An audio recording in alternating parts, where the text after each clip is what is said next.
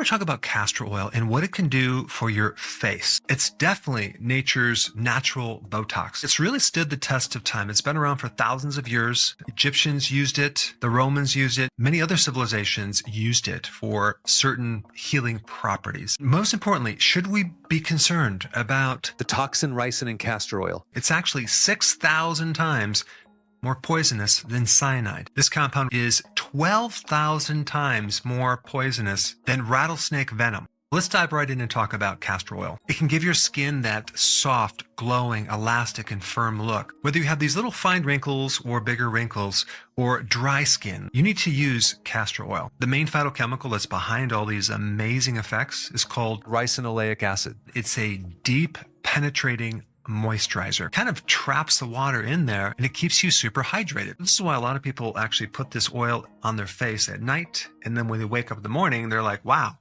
my skin looks significantly different. You can also put this on your hair. And I'm going to show you how to apply it on the hair in a little bit, as well as on your scalp. If you have split ends or you have dried out hair, you can definitely see a huge change very quick. This plant-based chemical also has very powerful anti-inflammatory effects. Applying castor oil onto a face that's inflamed, it's a very effective remedy. Castor oil also has an antimicrobial effect too. You have to understand that there is an entire microbial life on the surface of all of your skin. Those microbes are there to protect you against all sorts of bad things. You have to realize that there's a lot of skin-related problems that are an overgrowth of either bacteria or yeast or even a fungus. Castor oil is the perfect antidote to that. There's also a bacterial component to acne. Castor oil also has a good amount of vitamin E. Vitamin E can give you protection against things like UV radiation and pollution. Some of the properties in castor oil you can put on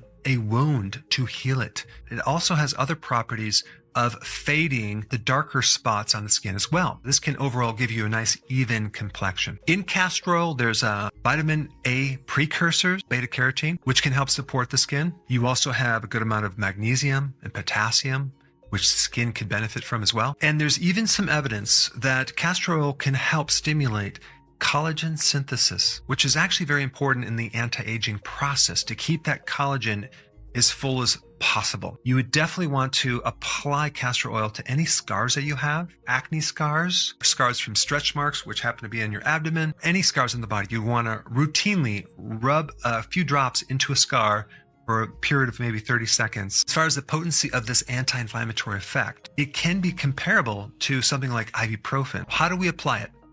A lot of people cut it with other oils, coconut oil, olive oil, and there's hundreds of different types of oils you can also cut it with. Other people don't cut it. They use it as is because one of the challenges with this oil, it's thick and a little bit sticky. You simply take a couple drops, put it on your fingertips, and rub it into your face in areas that are dry, wrinkled, or reddened, or irritated. You just apply a little bit more of that into those areas. If we're talking about a couple drops, we're talking about like 3 cents a day it's going to cost you to create these effects. I recommend applying this before you go to bed. When you wake up, it has a chance to really penetrate and soak into the tissues. I would be careful putting it around your abdomen or pelvis area if you're pregnant and you're not ready to deliver, because it could induce labor. Another application is some women use it to take off makeup from their face. They might mix it in with other types of lotions as a makeup remover as well, because it gives you some additional benefits. If you're going to put it in your hair,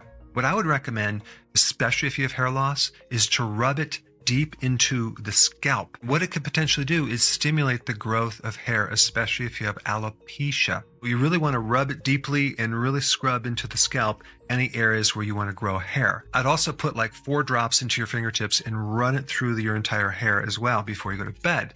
That way, when you wake up, you're going to notice that your hair is just so hydrated. As far as the type of castor oil I would recommend, I would definitely spend the extra money for something cold pressed, something without hexane.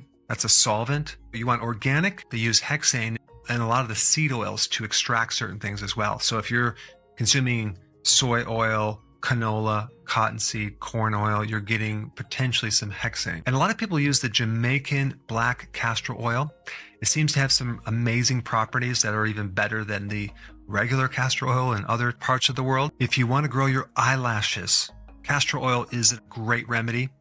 Just on a daily basis, rub just a little bit into the roots of the eyelashes and watch things start to change in a positive way. Lastly, what about this toxin in castor oil? You don't have to worry about it. That specific toxin is eliminated in the production of creating this oil. The manufacturer companies that make this know about this poison, and so it's tested to make sure there's no poison in there. Of course, if anyone is exposed to this, unfortunately, there's not a simple antidote. You just need to go to the hospital to see what they can do. And if you have certain amounts, which is not a lot, you have like 36 to 72 hours before you die. It can be very dangerous. But of course, you do not have to worry about that if you're using the oil. It's quite a paradox to have something so poisonous to also be so therapeutic to so many parts of your body. It's quite fascinating. Thanks for watching. And if you haven't seen my video on the #1 nutrient deficiency behind all types of skin disorders, okay, and we're talking about dermatitis and a lot of other skin problems.